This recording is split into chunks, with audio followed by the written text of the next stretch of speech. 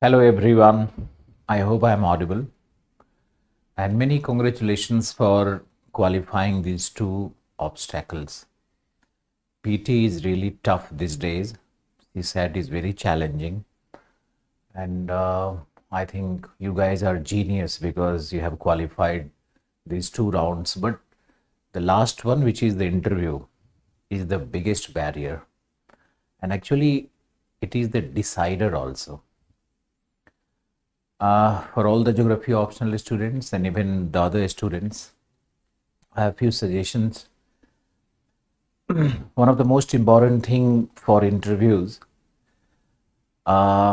is when you enter the board, you must pacify yourself. You must get your composure. You must be at peace with the ambience. Then you can give your best.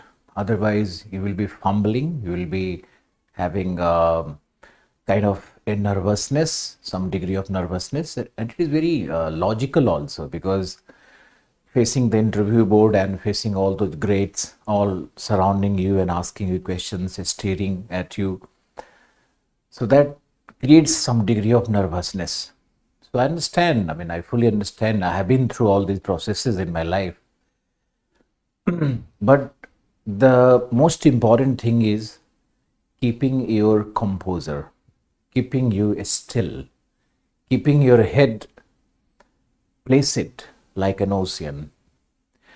Now, when you enter the board, smile, but the smile should be genuine and it should come from your within. And the smile is the most potent weapon nature has gifted you. I always tell to my classes. So smile gently and then occupy your seat. You should be in a nice posture, comfortable posture. Your spine should be straight, not bending ahead or bending back. So these are some of the things which are considered part of such a professional interaction. Now, coming to the main point, when you enter the board, you must remember your ancestors. See, I'm a believer and I have faith in the supernatural powers, the cosmic powers. So when you enter, you can just recall someone, and that helps you in gaining the, the inner strength. And then rest is your performance and rest will be your destiny also. Always remember that there is a random factor in your life other than all the variables. So there are many things which are not under our control. I'm trying to be a little philosophical, but actually there is a role of perchance, random factor, destiny, God's decree, providential design, in whatever way you want to call it. So when you enter the board, you have to, say your kind of wishes which you do with the chairman, with the lady there. And then remember two things. Generally, interviews will be starting with your biodata. Generally, it all starts with the biodata. And with the biodata itself, your knowledge of geography will be tested. Like if they're asking your state, your background, your villages, your place of residence, and they are going to relate your state or district or your village with developmental issues or backwardness, or they will ask you for suggestions how as a DM you are going to, or how as an administrator you are going to help the process of development in your respective villages or your area of residence. So this could be one of the questions. I have gone through all the questions we have been asked in last 10 years by the chairperson and the interview boards. So what common thing is coming out that your interview is likely to start from the biodata. And in the biodata, they will be focused on, if you're a geography student, they will be more focused on the developmental issues of your area. So you have to prepare well on it. Something like, I can take one example. So how do you propose to bring agricultural revolution in your district? Say your district is Pali, Rajasthan, or maybe your district is some place from UP, MP, Karnataka, Tamil Nadu. The answers will be according to the geographical character of that area. It should be based on the climatic assessments. It should be based on the soil and the existing cropping pattern of that area. So if you're going to talk about agriculture, you have to keep all these three things in your mind. And if you are talking about the industrialization of your area, then you have to think of the resources, agro-based industries, food processing industries, and maybe if minerals are there, then mineral-based industries, then some footloose industries can be shifted. And in fact, there was a direct question on footloose industry last year by one of my students. Okay, what is footloose industry? So the questions will be attracted from your biodata itself. That could be your first session or the beginning of the session. Now, when you enter the second phase of the interview, the likelihood of questions being asked from geopolitics will be much more. Some kind of international boundary disputes, zones of political confrontation in the world, maybe the war zones and the geography of that area, the resource base of that area, the geopolitical scenario of that area. So second round or second phase of the interview should be on the geopolitical scenario of the world. These are something which may happen if the interview is going on very predictable lines.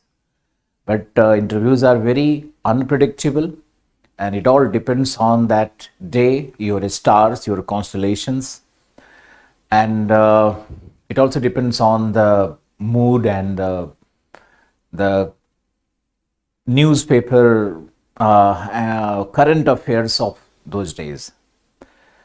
So this may happen. Now I'm talking about the interview with respect to geography optional. So this is how you, in general, your interview may start if you're a geography student. Even if you are not a geography student, even then the interview may start in this fashion. This is trendy. Now interviews for geography optional, I am suggesting you some topics, and these topics must be prepared. I have seen a wide range of topics for geography optional students, including remote sensing and GIS. Now, remote sensing and GIS is not part of the geography optional syllabus. So I have classified geography optional students in two groups, and this is what they also do it. The interview board will also do it. So one group will be those who have opted geography optional, and second group will be those who had genuine interest in geography and who had geography at their graduation level also. So there could be two group of students. So I feel, and as far as my knowledge goes, experience goes, that questions like GIS or remote sensing are confined to the students who have background in geography, who are BA and MSc geography, not meant for the students of geography optional. So don't get scary thoughts, because there is a lot of market, there is a lot of material available in the market about interviews, and I was just going through all those materials. So most of the questions in geography will be focused on your syllabus itself, because the current syllabus of geography optional is related to all the current affairs, all the environmental issues, all the developmental issues, all the economic issues, or any humanitarian issues. So the current syllabus of geography optional itself is highly current based. Now, starting from geomorphology till the last topic, I will give you some assessment of it. So in geomorphology, the questions will be only oriented towards economic geology. which means the extraction of mineral and all the environmental issues which are related with the minings and the type of minings. So prepare this one question. Second question from geomorphology, which is likely to be asked, will be from the natural hazard section, something like your earthquakes, tsunami, the earthquake zone of India, and maybe volcanism, and mineralization of rocks. I can't see any question beyond it. Now, there could be two scenarios again. If there is an expert of geography sitting in the board, then he may went on to ask you what is microplate tectonics, testing your in-depth knowledge in geography. So there is a possibility, but the chances are hardly 10% that there will be any geography expert in your board. Very rarely it is found that there is a subject expert meant for optional people. Now come to climatology. So whole of climatology will have relevancy, but obviously the climate change, the global warming, and I found Köppen's classification in the CDS exam. So I have my conviction that even in interview, the Köppen's classification could be asked, especially the CS climate, Mediterranean. So they might be testing you with such knowledge, because Köppen's classification is part of your NCERT also. So now the climatic classification, especially by Köppen, is not kind of subject to specialization. It is a very general topic which should be known to everyone having any attraction for knowledge, any quest for knowledge. So in climatology, clouds, precipitation, relating the global warming scenario with all the relevant topics, like you have the heat lows, you have the dust dome theory, you have the urban heat island theory, you have the polar vortex theory and the weakening of the polar vortex, you have the slowing down of AMOC, you have the thermohaline circulations. They're all connected with climatology. So I mean, sometimes actually climate is what? It is an atmospheric oceanic interacting system. So some of the topics may look like from oceanography, but they are deeply connected with climatology also. Maybe topics like the heat dome formation in the southern, maybe the cold waves in, maybe the snowfall, maybe the erratic rainfall, maybe the floods and droughts, even the El Nino, La Nina, Modoki, and all the related phenomena with it. Something like Madden-Julian circulation. So we can refer to my class notes. I have given every bit of information about them, and my suggestion will be that if you can get my class notes from some of my old students, and you can just go through, you'll find everything all interconnected and all well explained and all written and scripted on papers. So it becomes very easy, because you are running short of time also. It will be very difficult for you to go and do research work. Now here I'm not trying to promote myself, not at all. It's a kind suggestion for you. Going through my notes will definitely help you. Now move to oceanography. So marine resources. Prepare on marine resources, especially the energy resources. Now last year there was a question on the green energy resource also, green hydrogen also. So relate your marine resources with the current affair also, like alga culture and how alga culture is helping in the production of biodiesel. So such things, such topics, subtopics have to be prepared. If you have all the articles in last 1 year, you might have collected the articles from Hindu newspaper, the Sunday edition. So you will have a collection of articles, at least 7 to 8 articles came on marine resources. And the marine resources also include the renewable resources, the tidal energy, the oscillating water column, the OTEC, ocean thermal energy conversion, the reverse OTEC. So there are so many new dimensions which are coming up now in the modern science. So this part of geography will overlap with the science and technology also. You can make help of, you can take help of the spectrum, the science and tech spectrum for the marine resources. The chapter is there. Now, ocean currents and salinity of the ocean. With reference to the global warming, you need to understand how the global warming is affecting the ocean currents and the salinity or the physical properties of water. How does global warming help in the reversal of the biological pumping, and how the ocean water is becoming acidic with time. So you have to be well prepared on the physical geography part. Now in this next topic is biogeography and environmental geography. So let's do one thing, the biogeography and environmental geography, these two topics from paper 1, and club this topic with resource geography and contemporary issues in paper 2. So these 4 topics should be combined and prepared very well. Now in environmental geography, most of you will be preparing on global warming. Good, it has to be done. But what remains unseen is these topics like the environmental education, environmental awareness, environmental laws. So you go through all these also.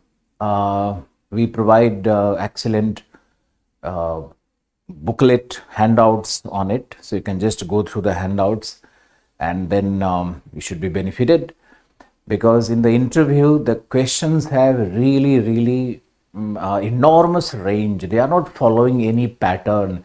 So the interview board members keep the right to ask you anything which hits their brain. And like there is a complete randomness, which I'm having the paper with me, the question papers, the questions which have been asked in last 5 years, they're all with me, and I'm just finding a complete randomness. But you can give organization to this set of questions. So that is what I'm trying to provide you. Now, in geographical thought, I couldn't see any question. In interviews, geographical thought say questions nahi aaya hai. I couldn't see any of them, but still you can remember what is determinism, positivism, idealism. Some of the philosophical trends you must revise. Positivism is very important, because positivism provides the scientific temperament to geography, and it is the basis of quantitative revolution in geography. So positivism you must prepare. And then maybe the humanism, the welfareism, which is the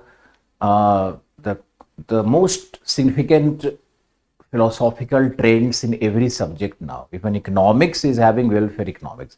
So geography is also having welfare geography. There is a very interesting question asked by a board member that why did you choose geography as an optional subject even though you have no academic background in it? I have a list of such questions. I will talk about it. But let me complete the syllabus part first. Now move to all the natural hazards and pollution. Pollution, types of pollution, remedies. Kya remedies hain? This list you have to see 5 times. Particulate pollution, to the urban pollution, to thermal pollution, to nuclear pollution, to sound pollution, to everything you have to remember, and all the remedies and techniques and the scientific researches which are going on in this precarious field, you have to ensure that you have some knowledge of it, because these questions are prevalent allwhere in geography. Now, moving to the human economic geography part. So there was a very interesting question, and the moment I saw this question, I gave a salute to the chairman, because the question is, your optional is geography. Tell me 2 economic development models, 2 economic development steps which you take to develop a region. 2 step बताओ economic development का. Now economic development कहाँ पढ़े थे हम लोग, या कहाँ पे, where it is located in your syllabus. The economic development is the first term which is used in your economic geography. So if you're my student, you will remember that I have clubbed economic development and Rostov model and limits to growth, all these topics together, even though they are scattered in the syllabus, but I have made a combination of them. So to respond to this question, you have to refer to the Rostov model, and he talks about 4 steps, 5 steps. Now, 2 of them can be picked up, like the 2 variables which he found essential for economic development was, one of the variable was social variable and one was economic variable.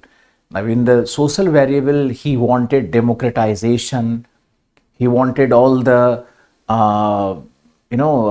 women empowerment to poverty alleviation programs.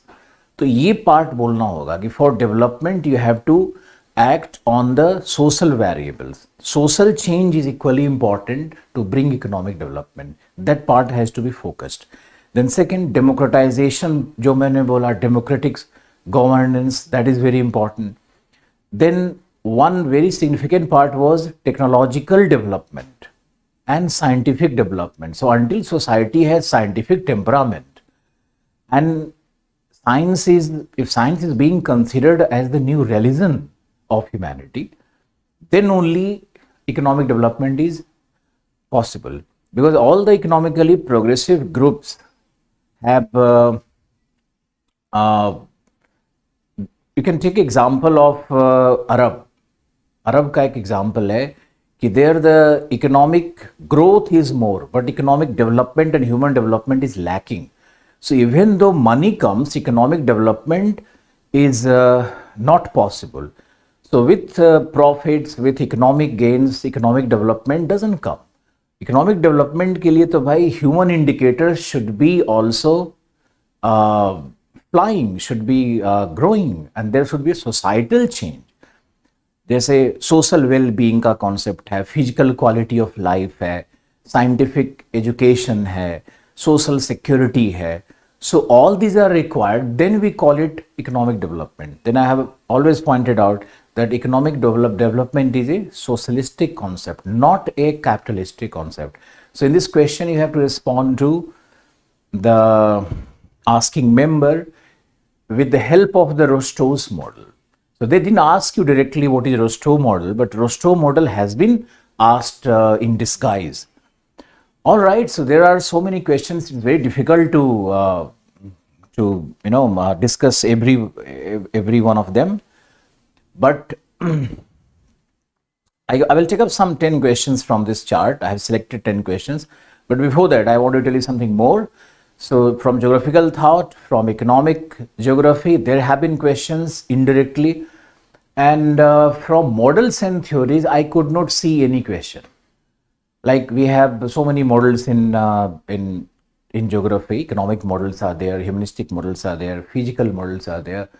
तो questions नहीं पूछे गए, लेकिन जो application part है, जैसे Malthus का application क्या है, मार्क्स का आइडिया ऑन पॉपुलेशन क्या है, systems analysis in physical geography like Daviesian model, which is a morphological system, a mountain river system, which is a morphological system. So morphological system पर there were questions कि how systems analysis was adopted even in physical geography. ऐसा question था इस paper में. So this is all about the paper 1. Paper 1 में also you have regional planning. So a strategy of planning क्या है, what is planning, and Niti Aayog, and connecting it with the paper 2 RDP. So you can do one thing, you can combine paper 1 and paper 2 RDP together and go through the syllabus. Just make a humble reading of it. You can use the Niti Aayog website also for it, because there you have a lot of informations. Now my suggestion will be to take out some of the defining lines, some definitive statements, and then try to memorize it so that you can reproduce them in the board, before the board. So let's go to paper 2 now. In paper 2 you will have India physical geography first and mapping also. Now, India physical geography may the most important question is obviously monsoon. And you have been in the past, there have been some questions like why Cherrapunji is getting low rainfall and why the highest rainfall point is shifting little west. So this question was asked by the interview board. Then there have been questions on soil. There have been questions on the soil and the cropping pattern, the linkages between soil and the crops of India with reference to India. Then mostly the questions have been asked on Indian monsoon, remember it. There are so many humanizing factors which are modifying the monsoon and the distribution of rainfall, even the pressure systems all across the subcontinent. So all these questions you should be, I think you might have prepared for your mains also. So you just need to revise them. Now, two more things you got to remember. The Himalayan zone and the ecology of Himalaya is much more important than the geology of Himalayas. So the ecology of Himalayas, ecology of Satpura, ecology of Chotanagpur Plateau, ecology of Western Ghats, especially Western Ghats and Himalayan ecology. And what are the challenges? What is ilk browsing in Sikkim Himalayas? Ilk browsing kya hai? The incidences of landslides, avalanches, even the cloud burst, the lake burst, the floods in Himalayas. So remember the current events which have taken place all around, and then maybe you can find out some good scientific paragraphs and answer for it by yourself. Now, moving to resource, industry and agriculture. Now, these three are part of economic geography, but these are the most relevant topics after environment and monsoon. So, a combination of resource geography may especially you have to prepare on the water resource, because water is the most significant resource in the coming centuries. So water resource will be very important, and we have inter-river water disputes also, interstate disputes also. We have linkages of rivers and how they are likely. We have Garland Canal system suggested by Dean Shaw. So you have to prepare on all that. Anything could be asked from water resource. Then second will be the forest resource, because the dwindling nature of ecological forest in India, which is now hardly 12-13%, 23-24% is the data for all the forest cover, but ecologically efficient forest in India is only 12-13%. So you have to prepare some notes on your forest resource also, distribution and the rate of their degradation and the solution. इस पे कुछ अच्छा तैयार करना होगा. Then forest ecology हो ही गया. तो चलते हैं अब industrial geography में. Industry में there were two questions in the past. One was on automobile industry, and second, what I expect now to be asked will be the small scale industry, the handicraft industry, the household industries. So you have to prepare on all these industries also, how they help in rural development, how they can lead to the economic upsurgence of the rural areas. वो backward area development को कैसे उस programme को और भी propulsion दे सकता है, कैसे प्रोपिल कर सकता है. तो prepare on these industries. Other industry could be very important, will be the jute industry. Last year it was asked in mains also. That was my prediction. And jute industry, actually fashion technology में it is being used. So jute का देख लेना आप लोग. Or one is fertilizer. So fertilizer industry also could be very significant, because it is related to the green revolution and the rural development, agriculture development. So fertilizer industry could be very important.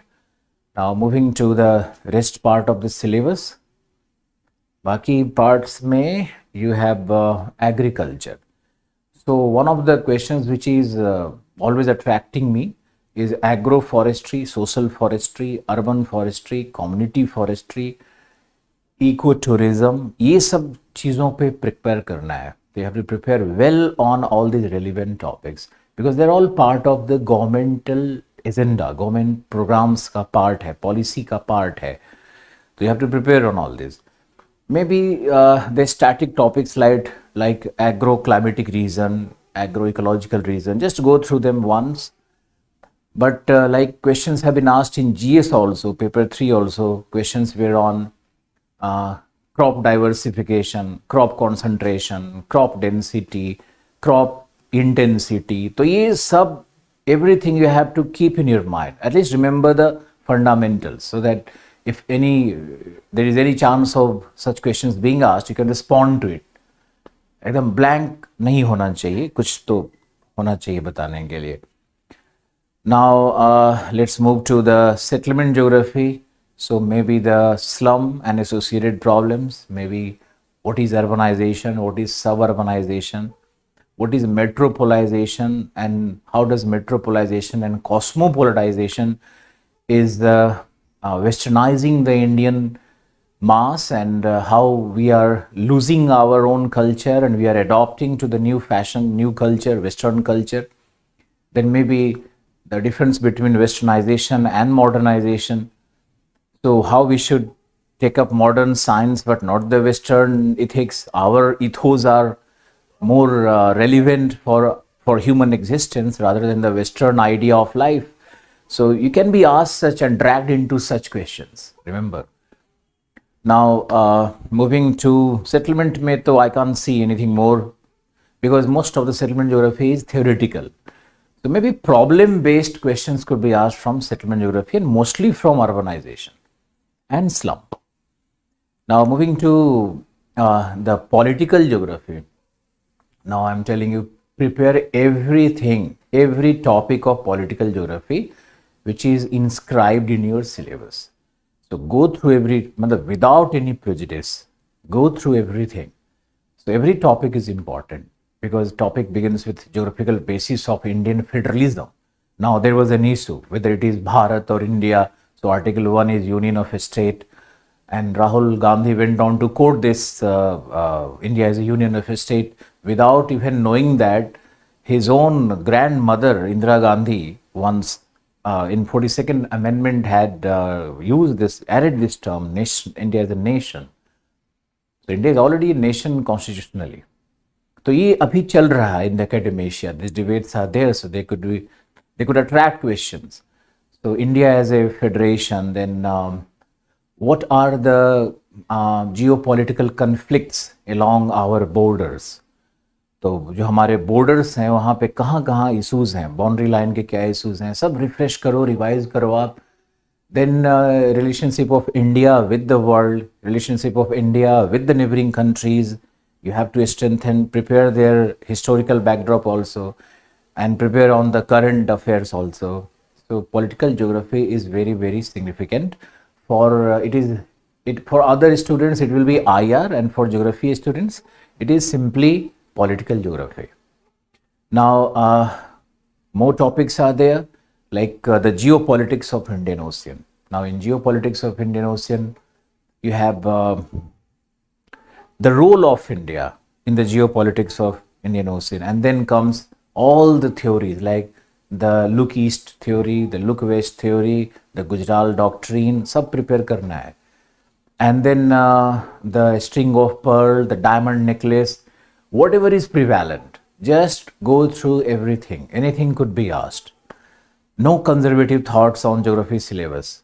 But I'm again repeating, if anyone is trying to prepare on geographical topics, the best guide is the syllabus itself, the main syllabus itself. Because our main syllabus is totally modern and contemporized. Now, so political geography is good, you have to prepare well on it. Then the regional planning, I told you already that you have to go through the Niti Aayog websites and all the policies and programs which have been declared in the recent 9-10 years, especially the Modi era. And Political questions could be asked about the election and the election procedures, or maybe the autonomy and the sovereignty of the election commission. So you have to prepare because elections are around the corner. The Lok Sabha elections are there. On EVM, prepare everything. And then moving to the next topic, that will be contemporary issues.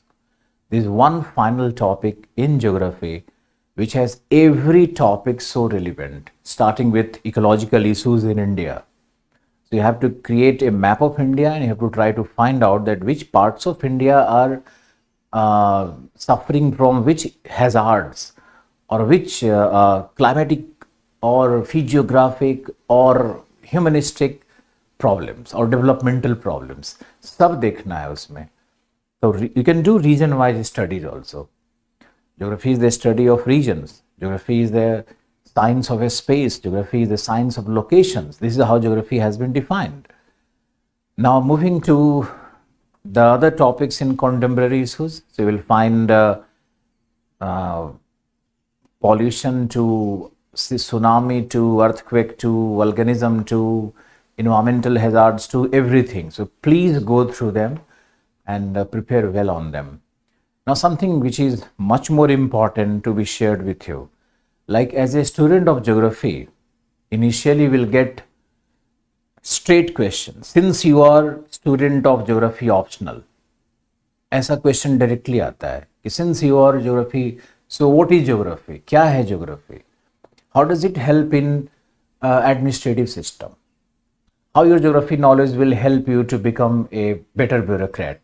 All these questions are so prevalent. In fact, your interview may start with it. So the question number one is, how will you use geography to change the lives of common people? Look at this question. आम जीवन में geography को कैसे use करोगे आप geographical knowledge को?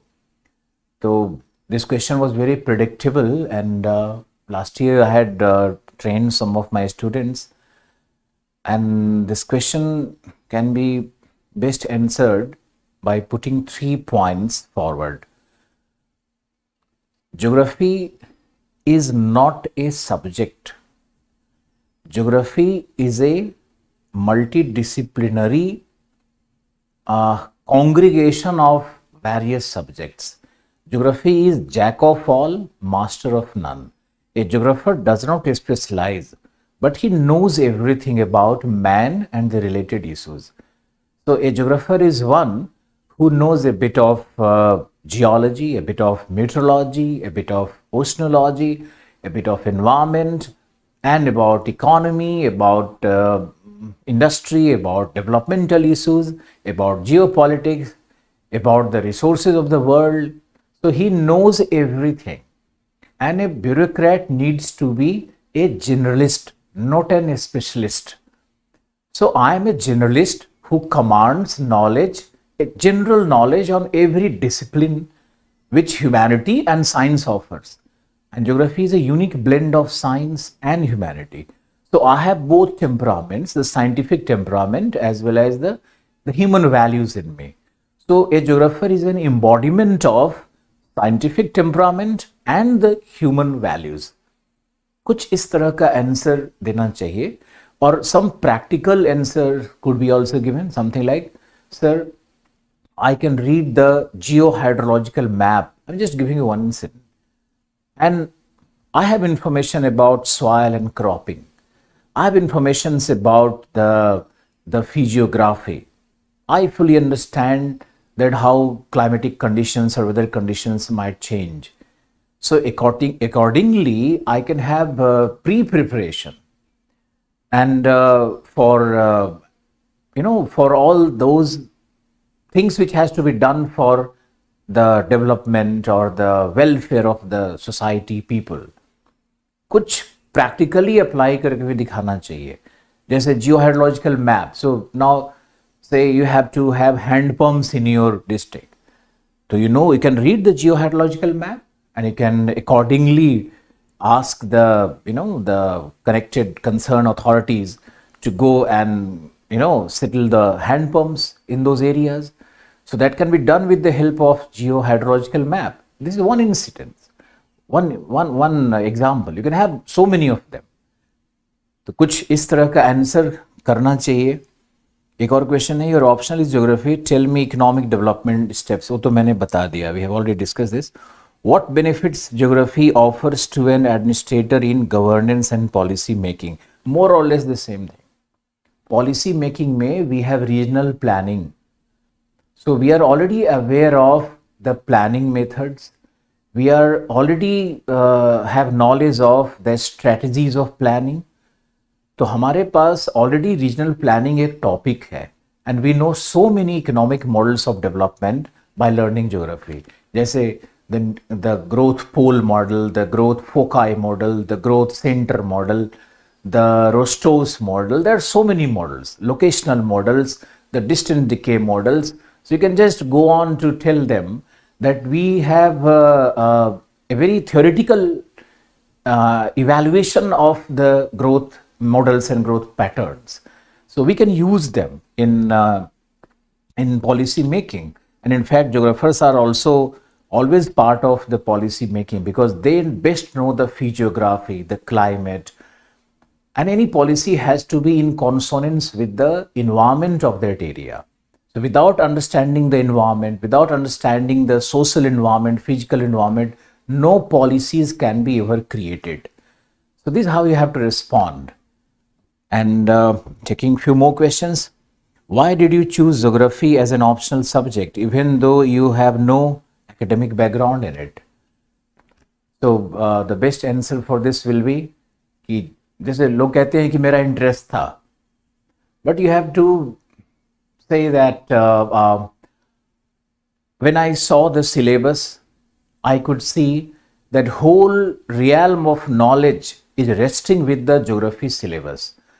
And even if I don't become a bureaucrat, I will become a knowledgeable man. Because I know about my mother earth. I know about developmental issues. I fully understand as a geographer the geopolitics and the causes, the generic principles behind geopolitics. And moreover, I understand the terrain, the topography. So it's a matter of delight, absolute delight. It's a matter of joy of learning that I opted geography. And I was very confident because I was good in creating diagrams and a map.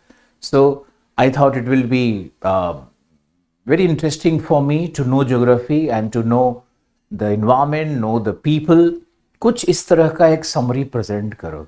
Instead of saying that geography is a good option because it has scientific temperament, so it will score more and diagrams help in scoring more. ऐसा कुछ नहीं बोलना चाहिए. Take the answer to your interest area and to the realm of knowledge, gaining knowledge. कुछ इस तरह का answer करो. Then you have, देखो, the interview board itself is asking, geography is such an interesting subject. Why its popularity as an optional subject decreasing? Actually, it's a matter of grave concern. In 2016, I stopped teaching in Karol Bagh area, English medium basically. And since 2016, the last student was Junaid, rank 3. Then geography has not done well and people have lost interest. Now, to tell you honestly, when I made a comeback in Karol Bagh for teaching geography optional again after 5 years, I'm thankful to the next IS management. So I really realized that geography is in complete disarray, and geography has been converted into a subject where only memorization of facts, only mapping, only some data, some charts are being provided, and geography has been ill-defined. I'm not blaming it upon anyone, but this is how it has gone for 5 years, and gradually the results started declining. But looking at all this, I have done my work in last 2 years, completing my 3 batches. And I'm very hopeful that geography will bounce back in next 1 or 2 years. It is going to bounce back because I have created a battalion of 1,000 students now, more than 1,000 in 3 batches, and I think they will do very well because they are right on the track. अच्छा, मैं अपनी तारीफ नहीं कर रहा हूँ, but this also has been my painful experience, because if you see the results from 2007, or rather 2005 to 2016-17, geography was ruling the roost. In top 10, always I could see my 2-3 students finding place. But the history is going to repeat itself, and this question from the chairman of the board, I find it very interesting and very actually, in my profession, teacher matters. Seriously, teacher matters, and the approach of geography also matters. How you approach it. Geography is not a science of facts. No, it's not the art of map making. It is not about studying locations.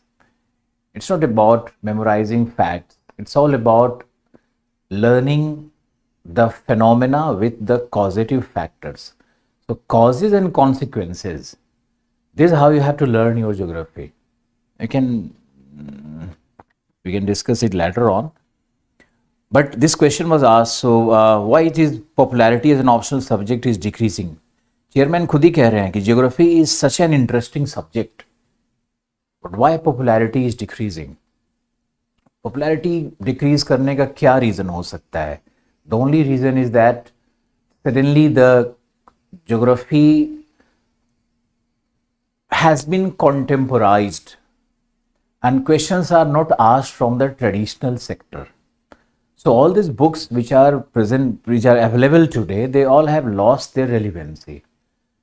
And because of the loss of relevancy, the students are not getting direct questions. So they are not able to write good answers. They are finding it very difficult to respond to the questions. This is how the students were started running out of geography. But now it's not the case. I'm very positive about it. But such questions, if asked, you can always talk about geography on a very positive note. That geography is going to recover again, and there was a trend of questions which क्या बोलूँ मैं बोलूँगा तो ऐसा लगेगा कि मैं किसी और टीचर का या किसी और चीज़ों के विषय में बोल रहा हूँ, इसलिए I'm little stuck here. Leave these issues. But teachers का फर्क तो पड़ता है. Is geography playing bigger role in politics of a region? Explain with reference to Afghanistan. देखो बोला था ना कि geopolitics से भी questions बहुत सारे आते हैं. तो geopolitics of Afghanistan, and Afghanistan is a landlocked country, and on one side you have the Central Asian countries north, and you have Iran the other side, Pakistan the other side. Look at the difficult terrain. It was a buffer zone in the past, and it is occupied by different ethnic groups, tribal groups. They have one thing in common, that is religion, but still that's not the binding force, and they are mostly the fighting groups. So there is a turmoil in Afghanistan. वहाँ पे geography का सबसे बड़ा role क्या है कि even Britishers could not win Afghanistan and declare it as a buffer zone. That is not because of the bravery of people. It's wrong. It's because of the geography. Geography ऐसा है कि you cannot have one-to-one fight. वो plain area नहीं है Afghanistan. Then its location. It is located. It is transitional between the West Asia and the South Asia. उसका location बहुत significant है. Then it is the pathway to Central Asia also. तो उसका location, उसका physiography, उसको world geopolitics में बहुत ही significant बनाता है. This is how the superpowers always have been, trying to enter that zone and control Afghanistan through proxy governments. That always has, multiplied the problem of Afghanistan. So now the zoo theory has been applied, that let them live the way they want to live. And with economic progress, they may emerge as a civilized nation with time. तो देखो questions तो geopolitics से भी पूछता ही है geography में. Then you have so many questions on environment. Now I'm giving you 3-4 last things for you to remember. Remember some of the famous quotations from geography. One was in essay this year also, so I'm quoting it again. The language of the universe is geography. The language of the universe is geography. And the language of physics, language of geography is physics. And the language of physics is mathematics. And the language of mathematics is a reasonable mind. समझा? तो ये quotation से ऐसे भी आया हुआ है this year. Language of mathematics is, there was a question like that in essay. Second quotation which you have to remember, geography is not the study of physical earth, it is the study of man. So geography is anthropocentric. Geography is the study of man and his surrounding. समझे? तो जैसे लोग believe करते हैं कि geography is the study of mountain, plateau, plain, wrong. Geography is the study of human being, civilization and our culture, our economy, our developmental progress, the environment in which we exist. ये geography का major part है. Why we study physical earth then? Because physical earth cannot be isolated from our existence. So our habitat has to be studied to understand, for the understanding of man in a better way. You need to understand the ecology, the physical ecology also. So this is how geography studies both the physical ecology as well as the human ecology. So geography is the only subject which binds humanities with the physical sciences. कुछ इस तरह का answer का एक pattern होना चाहिए आपका. और my best wishes. I hope you will do well. And once you qualify, just let me know about your success. I will be so happy meeting you also. Thank you for everything. Bye and take care.